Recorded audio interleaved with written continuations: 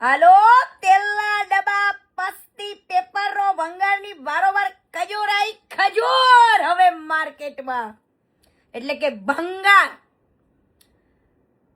હવે બધાને ખબર પડશે કે કીર્તિ બોલતી હતી ને એ સત્ય જ બોલતી હતી.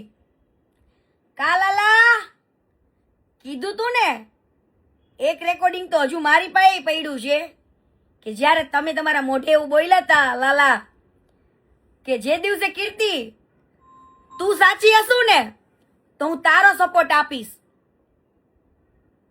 તો હવે તમને ખબર પડી ને હે લાલા, હવે ખબર પડી ને કે આ ભંગારને તમે આટલો બધો સાથ આપ્યો, સપોર્ટ આપ્યો, એના સુખ દુઃખમાં બધે ઉભા રહ્યા, અને કીર્તિ પટેલને એના માટે થઈને જોખી જોખીને ગાળો આપી. જોકે મેં પણ સામે આપી, પણ મને એવો કોઈ હવે હમગમ નથી.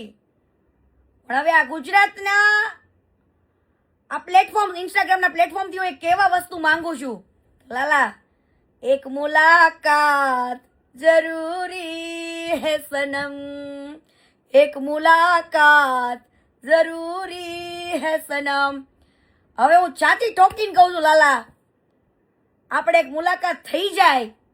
જો તમે દિલથી ઈચ્છતા હોય કે કીર્તિ આ તમારા તકલીફમાં સાથ આપે અને તમારી જોડે જે ખોટું કર્યું છે આ ખવુરિયાએ, એમાં હું તમારો સાથ આપીશ, સાચા દિલથી આપીશ.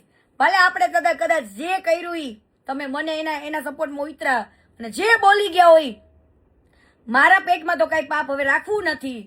પણ લાલા એક મુલાકાત તો કરવાની થાય હો વાલા.